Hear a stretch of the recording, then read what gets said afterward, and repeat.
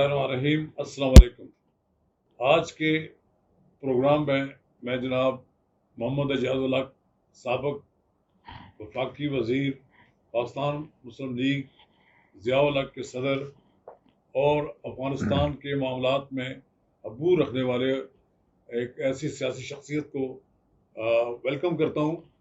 اتفاق یہ ہے کہ آج ہم آپس میں بیٹھے ہیں تو آج کابل کا فال ہو گیا ہے، اور یہ ہمیں یاد ہے کہ ہم اعجاز الحق صاحب کے ساتھ 92 میں بالکل کابل گئے تھے۔ تو اعجاز الحق صاحب، یہ کیا ہوا اچانک کہ طالبان آئے اور چھا گئے، اور اس کے بعد امریکہ گیا، پہلے سعودی عرب، پہلے وہاں سے روس کو نکالا گیا تھا، روس کو نکالنے کے بعد پھر طالبان کو نکالا گیا، اور پھر اب انہوں نے آ کر ٹیک اوور کر لیا۔ دیکھیں، یہ معاملات جو ہے نا بہت پہلے سیٹل ہو جانے تھے۔ اگر ہم روس کے انخلاء سے پہلے وہاں پر جنیوا ایکارڈ نہ ہوا ہوتا اور وہاں مجاہدین کی حکومت تشکیل دے دی جاتی اور پاکستان کی اس کو سرپرستی ایک قسم کی حاصل ہوتی، کیونکہ سارا جہاد پاکستان کی سرپرستی کے تحت ہوا ہے، تو یہ معاملات نہ ہوتے۔ پھر اس کے بعد 9/11 کے بعد بھی آپ نے دیکھا ہوگا کہ ہم نے بہت جلدی فیصلے کر لیے اور نہ انتظار کیا نہ کچھ، اور فوری امریکہ کے کیمپ میں ہم چلے گئے، جس سے یہاں پر ایک ریئیکشن پیدا ہوا اور 20 سال تک طالبان کو جدوجہد کرنی پڑی۔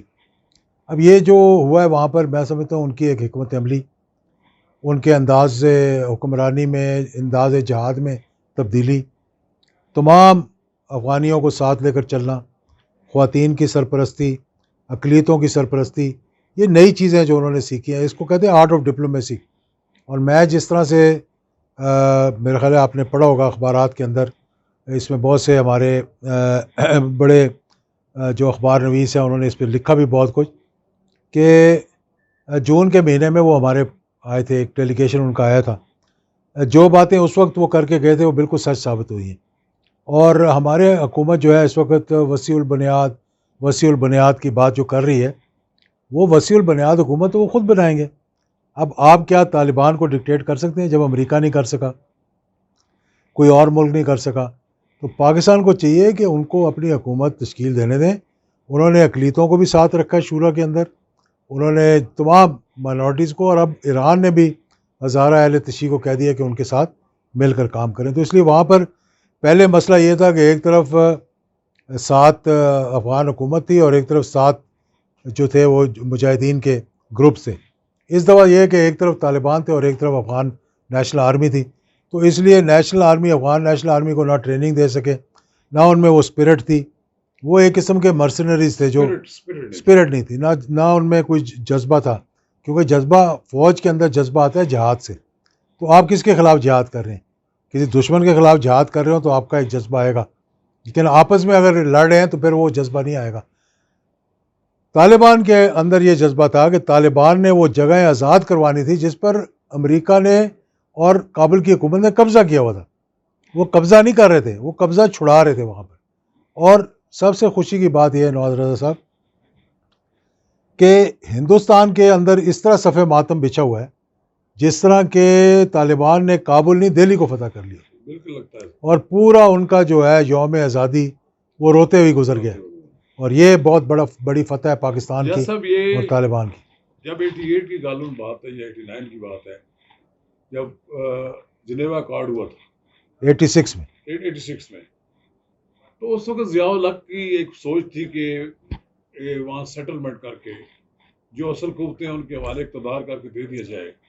وہ بات اس وقت ضیاء الحق کی نہیں مانے گی، اور بعد میں ضیاء الحق کو شہید بھی کر دیا گیا۔ شاید یہی وجہ تھی کہ ضیاء الحق اس معاملے میں بڑے ان کی آڑے آئے ہوتے۔ کیا سمجھتے ہیں کہ آج ضیاء الحق کی روح کو تسکین ملی ہوگی؟ الحمدللہ، میں سمجھتا ہوں کہ جس طرح سے مجاہدین نے، افغانی طالبان نے ان سے محبت اور پیار کا اظہار کیا، مجھ سے یا ہمارے جو دوست ہیں جن سے میری ملاقات ہوئی اور ان کا پیغام میں نے پہنچایا، حکومت کو ہی کہہ لیں آپ ایک قسم کا، یا اسٹیبلشمنٹ کو کہہ لیں آپ، تو ان کی حیرانی اس بات پہ تھی کہ وہ کہہ رہے کہ 33 سال کے بعد وہ مجاہدین جو جہاد کر رہے تھے وہ تو بالکل ہی حکومت کے ساتھ مل گئے تھے، تو یہ طالبان کس طرح سے جنرل ضیاء الحق شہید سے اتنی محبت کرتے ہیں کہ آپ سے آ کر انہوں نے دل کی باتیں کی، آپ کے ہاتھ چومے، آپ کے ساتھ ایک محبت کا اظہار کیا اور آپ کے گھر میں 4-5 گھنٹے گزارے اور کھانا کھایا. تو میں نے ان کو کہا کہ اصل بات یہ ہے کہ وہ اپنے موثروں کو یاد رکھتے ہیں اور آنے والی 5-6 نسلیں ان کی کم از کم جو ہے نا، میرا تو خیال ہے کہ ہمیشہ کے لیے تاریخ لکھی جائے گی. وہ یاد رکھیں گے جنرل ضیاء الحق شہید کو کہ ان کو جس طرح سے انہیں انصار مدینہ کے بعد یہاں ان کے مہاجرین کو گلے سے لگایا، جس طرح سے جہاد کے اندر انہوں نے خود کھڑے ہو کر یعنی ان کو احکامات دیے، اور جس طرح سے وہ ساری رات بیٹھ کر مجاہدین کے ساتھ اسٹریٹجی ڈسکس کرتے تھے، یہ وجہ ہے کہ آج بھی وہ اسی طرح سے محبت آپ کو کرتے ہیں. یاد ہوگا جب آپ کابل گئے تھے تو دریائے کابل کے کنارے پہ جو مسجد تھی، جامع مسجد تھی، جس میں جمعہ پڑھا ہم نے، پل چرخی کی. پل چرخی، اس میں جہاں تو جب ان کو اعلان ہوا کہ یہاں پر جنرل ضیاء الحق کے صاحبزادے آئے ہوئے تو پورا شہر مڑایا تھا. نہیں بڑا مڑایا اور وہاں نعرے لگنے شروع ہو گئے مسجد میں بالکل کہ جنرل ضیاء الحق زندہ زندہ باد. باد. بالکل. اور پھر آپ نے وہ بھی دیکھا کہ احمد شاہ مسعود اور حکمت یار کے درمیان صلح ہوئی، یہ بڑی تاریخی بات. جو لیکن کوئی امن سکون نہیں ملا. بس وہ بیچ میں ایسے عناصر تھے جو شر پسند تھے. اس وقت بھی ان میں آپس میں مذاکرات ہم نے کروائے، ان کو بٹھایا، معاہدہ ہوا، خوب انہوں نے جشن منایا، ہوائی فائرنگ کی اور اس کے بعد پھر آپس میں لڑ پڑے. اسی طرح سے آپ کو معلوم ہے کہ جب مکہ ایکارڈ ہوا تھا، اس کے بعد بھی چند ایک واپس آئے، کوئی ایران کے ساتھ مل گیا، کوئی ادھر چلا گیا، اور وہ چیز نہیں بیٹھ سکی کیونکہ صحیح معنوں میں سرپرستی نہیں کی گئی تھی. اور جو بات آپ نے مجھ سے پوچھی، میں سمجھتا ہوں یہ تاریخ ہے، اور تاریخ کو کے لیے میں یہ بات کرنا چاہتا ہوں کہ جنیوا ایکارڈ کے وقت اس وقت تک امریکہ یہ جان چکا تھا کہ روس شکست کھا چکا ہے، اور امریکہ کو یہ معلوم تھا کہ اب جنرل ضیاء الحق شہید کی جو اسٹریٹجی ہے کہ افغانستان، سینٹرل ایشیا، ٹرکی اور بنگلہ دیش، جنرل ارشاد کے ساتھ ان کے بڑے اچھے تعلقات تھے، کنان ایورن کے ساتھ ان کے بڑے اچھے تعلقات تھے. یہ ریاستیں جو آزاد ہوئی تھیں، یہ اور افغانستان مل کر ایک ایسا اکنامک بلاک بننا تھا، ایک اسلامک نیا بلاک بننا تھا اور اکنامک بلاک بننا تھا. اور یہ جو سینٹرل ایشیا کے وسائل جب یہاں آ جاتے اور یہاں سے آگے جاتے تو میں سمجھتا ہوں کہ بڑی عجیب و غریب بات ہونی تھی. امریکہ نے کیا کیا؟ سپٹمبر 1986 میں جب محمد خان جنیجو صاحب، اللہ تعالیٰ ان کو جنرل نصیب کرے، میرے ان کے ساتھ بڑے اچھے تعلقات رہے. ہمارے حکمران جو ہے نا، وہ یہ سمجھتے ہیں کہ ہمارا قبلہ اور کعبہ جو ہے نا وہ واشنگٹن ہے، اور یہاں سے جو ہمیں احکامات ملتے ہیں اور ان کی اگر ہمیں سرپرستی حاصل ہو جائے تو ہم پتہ نہیں کیا اچیو کر لیں گے. حالانکہ آپ نے دیکھا کہ کچھ بھی نہیں کر سکے وہ. تو انہوں نے جنیجو صاحب کے ساتھ میٹنگ میں، جو جنید صاحب نے اپنے بڑے قریبی ساتھی کو بتایا، انہوں نے کہا کہ اب آپ جو ہے جمہوری حکومت ہے پاکستان کے اندر، ضیاء الحق جو ہے وہ تو ایک ملٹری حکمران ہے، تو آپ یوں کریں، اپنے آپ کو اسرٹ کرنا شروع کریں اور جنیوا ایکارڈ کی طرف مائل کریں لوگوں کو. اس کے بعد آپ نے دیکھا ہوگا کہ واپس آتے ہی جنیجو صاحب نے آل پارٹیز کانفرنس بلائی، محترمہ بے نظیر پاکستان آ گئی، ان کی دعوت پر آئیں، بلکہ اور اسٹیٹ گیسٹ ہاؤس میں ٹھہری ہیں، اور بڑا یہاں میٹنگ ہوئی یہاں پر. تو جنرل صاحب نے یہاں تک کہ ان کی کابینہ کے اجلاس کے اندر بن بلائے جا کر بھی ان کو سمجھانے کی کوشش کی کہ یہ نہ کرو، اس سے بڑی خون ریزی ہوگی اور یہ چیزیں جو ہیں وہ آگے چل نہیں سکیں گی. لیکن نہیں مانے وہ. ویژن کچھ اور تھا، ان کو تو پتہ تھا نا، ان کا ویژن بھی تھا، ان کو پتہ بھی تھا، کیونکہ انہوں نے ڈے 1 سے جو فیصلہ کیا تھا اس فیصلے پر کھڑے رہنا. اور میں آپ کو سب سے بڑی بات بتاؤں کہ آج جو پاکستان ناقابل تسخیر ہے، اور مئی 1998 میں جو دھماکہ ہوا، ماشاءاللہ نواز شریف صاحب نے جو دھماکہ کیا، یہ صرف پورا ہمارا نیوکلیئر پروگرام جو ہے نا، ماشاءاللہ حکمت عملی تو ہماری پاکستان کی تھی، 1984 میں مکمل ہو گیا تھا. وہ کس طرح مکمل ہوا کہ ہر سال کانگریس اور سینٹ جو ہے وہ اپنا میٹنگ کرنے کے بعد رپورٹ دیتی تھی کہ پاکستان نیوکلیئر بم بنا رہا ہے. اور ریگن جو اس وقت کا صدر تھا وہ مجبور ہو جاتا تھا یہ کہنے پر، کیونکہ جہاد افغانستان تو ان کو پاکستان کی ضرورت تھی، کہ نہیں میں ویٹو کرتا ہوں کہ اور ویور دیتا ہوں کہ پاکستان نیوکلیئر بم نہیں بنا رہا، اور میں گارنٹی دیتا ہوں. ہر سال وہ سائن کرتا تھا، اور الحمدللہ اسی جہاد افغانستان کی آڑ میں، اور وہ 16 لاکھ جو مجاہدین جو شہید ہوئے وہاں پر، ان کی قربانی تھی کہ پاکستان جو ہے نیوکلیر بن گئی. وہ توجہ نہیں دے سکے، مجبوری تھی ان کی، مجبوری تھی ان اور کی. پاکستان کو بلیک میل کرنے کی کوشش کرتے تھے لیکن ہوتے نہیں تھا. یہ جنرل ضیاء الحق اگر نہ ہوتے تو شاید وہ سلسلہ آگے چل نہ سکتا. تو میں یہ سمجھتا ہوں کہ آج طالبان کی حکومت قائم ہو رہی ہے، اور یہ اب کیا کرنا چاہیے حکومت، ہمارے حکومت پاکستان میں کیا کرنا چاہیے؟ ہماری حکومت پاکستان کو سب سے پہلے تو چاہیے تھا کہ پہلا ملک ہوتا جو ان کو تسلیم کرتا. اب آپ دیکھ لیں کہ چائنا نے تسلیم کر لیا، آج ابھی اناؤنس ہوا ہے تھوڑی دیر پہلے. اب میرا خیال ہے کہ ہمارا یہ کام ہونا چاہیے کہ ہم ان کو تسلیم کریں، اور چین نے کر لیا، ایران اور روس کو ہم آمادہ کریں، اور گلف کنٹریز میں جہاں جہاں ہمارے تعلقات ہیں، ترکی کے ساتھ خاص طور پر. ترکی کوئی خوش نہیں تھا کیونکہ طالبان نے ان کو میسج بھیجا تھا کہ اب ان کے امریکہ کے جانے کے بعد اب اپنی فوجیں یہاں سے نکالیں، اور یہ جو اگر آپ ابھی تک ہم آمنے سامنے نہیں آئے، اور ہم نے اس پوری جنگ کے دوران جو ہے آپ کے لوگوں کو محفوظ رکھا ہے، تو یہ نہ ہو کہ امریکہ کے جانے کے بعد پھر ہمارے آپ کے تعلقات خراب ہو جائیں.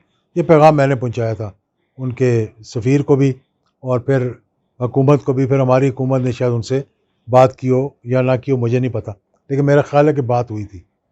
ابھی بھی آپ نے دیکھا ہوگا کل ارتقان کی گفتگو ہوئی ہے پرائم منسٹر کے ساتھ. ملاقات بھی ہوئی تھی پچھلے دنوں ترکی کے سفیر کے ساتھ میں ملا تھا. بالکل میں اسی کام کے لیے ملا تھا. اس کو میں نے بتایا تھا کہ آپ کے اور ہمارے تعلقات دنیا میں بہترین تعلقات ہیں، جتنے بھائیوں کے جیسے تعلقات ہیں. تو میں یہ آپ کو بتانا چاہتا ہوں، میں نے کہا کہ یہ جو ان کو ریزرویشنز ہیں جو طالبان کو، اسے آپ دور کریں ان خدشات کو، اور ایسا کوئی اقدام نہ کریں جہاں سے مسلمان آمنے سامنے آئیں اور امہ کو نقصان پہنچے. یہاں پہ سیٹل کیا ہوا ہے؟ کیا وہ پہلے سے طے شدہ تھا کہ یہ سب سرنڈر ہو جائے گا؟ امریکہ اپنے وقت سے پہلے نکل گیا. امریکہ نے جو شیڈول دیا تھا اس سے بھی کچھ مہینے پہلے یہاں سے وہ. اب میرا فوج کتنی تعداد میں رہ گئی ہوگی وہاں سے؟ فوج دیکھیں، طالبان نے تو آخر میں یہاں تک کہہ دیا تھا کہ کابل میں ہم نے کوئی چڑھائی نہیں کرنی. جو افغان نیشنل آرمی ہے وہ، اور جو ان کی پولیس ہے سیکیورٹی، وہ وہاں کا نظم و ضبط سنبھالیں. لیکن جب فوج نے ہی سرنڈر کر دیا اور اپنے آپ کو ان کے حوالے کر دیا، تو دیکھیں امریکہ نے کوئی فوج وہاں تیار کی نہیں تھی. یہ ایک بس ڈکوسلا تھا، نہ وہ خود لڑ سکے نہ انہوں نے ان کو تیار کیا کہ یہ لڑیں. اور دوسری بات یہ دیکھیں، دنیا کے اندر کہیں بھی یہ نہیں ہوتا نواز رضا صاحب. یہ بات میں نے 2006 میں مشرف صاحب کو بھی بتائی تھی. میں ان کے ساتھ دورے پر گیا تھا افغانستان. انہوں نے مجھ سے پوچھا کہ بھائی کیا تاثر ہے آپ کا، مطلب رات کو کھانے کے بعد. کرزئی اس وقت صدر تھا. کھانا ہوا، کھانے کے بعد ہم بیٹھ گئے اپنا پریزیڈنٹ کے ساتھ. تو انہیں بتایا کہ اپنے اپنے تاثرات ہیں. ایسی گپ لگا رہے تھے، مطلب فری ٹاک ہو رہی تھی، لوز ٹاک. تو میں نے ان کو کہا، میں نے کہا جی میں نے جو جس چیز کا مشاہدہ کیا یہ حکومت کبھی بھی نہیں چل سکتی. کہ کیوں؟ میں نے کہا جی منورٹی حکومت ہے، میجورٹی کے اوپر اس کو مسلط کر دیا گیا، یہ کس طرح کامیاب ہوں گے؟ میں نے کہا میں جب سے جہاز سے اتروں، ٹیکسی میں گاڑی میں بیٹھا ہوں، ایوان صدر گئے ہیں جو ان کا تھا، وہاں پہ گارڈ آف آنر ہوا ہے. میں نے کہا اور پھر رات کے کھانے کے وقت جو میں نے کہا ویٹر وغیرہ تھے، کوئی پختون ان میں نظر ہی نہیں آ رہا تھا. سب ناردرن الائنس کے لوگ تھے جو وہاں پر مطلب جن کو اہم پوسٹیں دی ہوئی تھیں، سوائے کرزئی کے جو کہ صدر تھا. اس کے علاوہ جتنے لوگ تھے اس کا نمبر 2 سے لے کر نیچے تک، وہ سارے وہ تھے جو شمالی اتحاد کے لوگ تھے، اور شمالی اتحاد کے لوگ مینورٹی میں تھے. ان کو امریکہ نے میجورٹی بنانے کی کوشش کی، اور یہی وجہ ہے کہ وہ کامیاب نہیں ہوا. آپ نے دیکھا دوستم جیسا شخص جس کو ترکی کی سرپرستی ایک قسم کی اس طرح حالت تھی کہ وہ وہاں رہ رہا تھا، اور ترک لوگوں کا جو ترکی کہتے ہیں جن کو لوگوں کو وہاں پہ ترکی کہتے ہیں، بولے ترکی جو لوگ ہیں وہاں کے وہ وہی ہیں جو کہ زبان بھی وہی بولتے ہیں، اور یہ سینٹرل ایشیا میں بھی ہیں. تو دوستم بھی اسی علاقے سے تعلق رکھتا تھا. اس لیے ٹرکی نے بھی کوشش کی کہ بھئی وہاں پر تھوڑا بہت اثر و رسوخ ان کا رہے. لیکن دوستم کے جب 200 لوگ ہلاک ہوئے وہاں پہ ان سے لڑائی میں، تو دوستم بھی وہاں سے بھاگ گیا، اور اس کا نائب جو ہے وہ بالکل ہلاک ہو گیا وہ اس جہاد کے دوران. اب اس کا مطلب کہ ملا غنی برادر جو ہے وہ افغانستان کے سربراہ منتخب ہو جائیں گے. وہ تقریباً انہوں نے ایک قسم کا اعلان تو کیا. دیکھیں بات یہ ہے، ہبت اللہ خند جو ہے وہ ہے اصل میں امیر المومنین یا خلیفہ کہہ لیں. اس کے نیچے پھر آ جاتے ہیں سراج حقانی صاحب. اس کے نیچے دیگر یہ ملا برادر ہیں. اب ملا برادر کا یہ ہے کہ ساری نیگوسیشنز انہوں نے کی. ایک قسم کا آرٹ آف ڈپلومیسی جو ہے وہ ان کے پاس ہے. تو اس لیے وہ چاہیں گے کہ ایسا شخص صدر بنے جس کا پہلے سے ہی دنیا کے ساتھ رابطہ ہے، کیونکہ جرمنی کے ساتھ، امریکہ کے ساتھ، برطانیہ کے ساتھ ان کے ایک باضابطہ ڈائلاگ بھی جاری رہا. تو وہ ایسی حکومت تشکیل دیں گے جس سے کہ بیرون ملک یہ تاثر جائے کہ یہ ایک دیرپا حکومت ہوگی، ایک مثبت حکومت ہوگی اور وسیع البنیاد حکومت ہوگی. آخر میں یہ بتایا کہ جی کہ افغانستان کا کیا مستقبل آپ دیکھتے ہیں؟ میں سمجھ رہا ہوں کہ روس کے بعد اور امریکہ کے بعد اب کوئی ایسی مہم جوئی جو نہیں ہوگی. چائنا بہت انٹرسٹڈ ہے وہاں. انہوں نے طالبان کو جو حال ہی میں وہاں بلایا تھا، انہوں نے $3 ارب کی انویسٹمنٹ کا اعادہ کیا تھا. تو میں یہ سمجھتا ہوں کہ بہت ہی ایک اچھے انداز میں چلے گی. پاکستان اور ان کے بڑے اچھے قریبی تعلقات ہوں گے، اور اس خطے میں سمجھتا ہوں کہ ایک امن کا گہوارہ جو ہے وہ پہلی ہوگا. بار آپ فرینڈلی افغانستان میں محسوس کریں گے؟ فرینڈلی افغانستان جب ہوا تھا تو اس وقت ہی روس نے گڑبڑ شروع کر دی تھی. فرینڈلی افغانستان پوری تاریخ کے دوران 2 مرتبہ ہوا. ایک دفعہ داؤد کے دوران جب وہ یہاں آیا، طالبان کو اس کو مار دیا گیا. اس کے بعد ترکی کے ساتھ تعلق اچھے ہوئے، اس کو مار دیا گیا. اور اس کے بعد پھر طالبان کی جب حکومت آئی، آپ نے دیکھا کہ وہاں پر کتنا امن تھا، کتنا سکون تھا، کس طرح سے وہاں پر نہ کوئی گولی، نہ کوئی کسی کی عزت کو چھیڑ سکتا تھا. مطلب بہت ہی اعلیٰ طریقے سے انہوں نے حکومت چاہی. پاپی کلٹیویشن ختم ہو گئی وہاں سے، اقوام متحدہ کی رپورٹ کے مطابق. ویسی ہی میں سمجھ رہا ہوں کہ ایک مثالی اسلامی حکومت عمارت اسلامی کی بنے گی وہاں. یہ جنرل حمید گل صاحب حمید گل صاحب کا یہ آج کل کال بار بار چل رہا ہے. انہوں بہت نے یہ کہا کہ انہوں نے یہ بڑا تاریخی جملہ کہا تھا کہ ہم نے، ہماری ISI نے روس کو شکست دی. انہوں نے کہا کہ ہم نے امریکہ کے ساتھ مل کر ISI نے CIA کے ساتھ مل کر روس کو شکست دی، اور اب ہم CIA کے ساتھ مل کر امریکہ کو شکست دیں گے. یہ جملہ بڑا ایک تاریخی جملہ تھا. اور حمید گل صاحب کا بھی ایک تعلق تھا افغانستان کے ساتھ بحیثیت DG ISI. آخری دنوں میں وہ آئے. شروع میں تو اختر عبد الرحمان صاحب نے ساری اسٹریٹجی وغیرہ بنائی. تو میں سمجھتا ہوں ان سب کی روح کو تسکین پہنچی ہوگی کہ جس کے لیے انہوں نے محنت کی اور اپنی جان دی. تو ایسی تو نہیں کہا گیا ان کو شہید جہاد افغانستان، اس کی وجہ تھی. آج بھی وہ لوگ یہی کہتے ہیں شہید جہاد افغانستان جنرل صاحب کو، یا شہید اسلام. تو ان سب کی جو باتیں ہیں وہ اب سچ نکلی ہیں. اور انشاءاللہ میں سمجھتا ہوں کہ جب تاریخ، یہ میں شروع میں بھی یہ کہتا تھا، یہاں پاکستان کے اندر لوگ بڑی لوز ٹاک کرنے کے شوقین ہیں. کسی نے کچھ الزام لگایا، کسی نے کچھ الزام لگائے. میں یہ پہلے بھی کہتا تھا کہ تاریخ جو ہے وہ چند سالوں میں نہیں لکھی جاتی. تاریخ اپنے آپ کو لکھتی ہے صدیوں پہ. اور یہ تاریخ جو ہے وہ بتائے گی کہ پاکستان کا کیا کردار تھا، افغانستان کا کیا کردار تھا، اور پاکستان نے اس خطے کی آزادی اور خود مختاری کے لیے کیا قربانی کی.